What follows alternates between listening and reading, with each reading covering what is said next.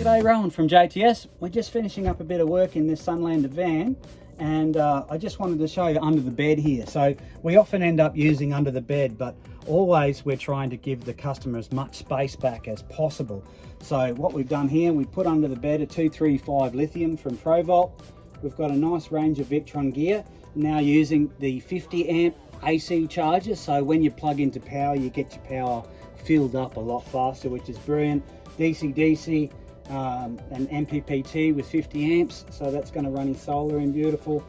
We've got a fan also. Fan cooling is real important with these Victron stuff because they only use the sort of ambient fins underneath to do the cooling for them.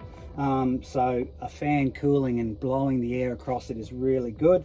We've got a full bank of fuses, of course, with the input module, thanks to Busman, and the BMV is what is going to help monitor this system. So the BMV set up in the gauge cupboard up above, and then the shunts down here. So another great setup, all set to go, and they'll be off caravanning for Easter.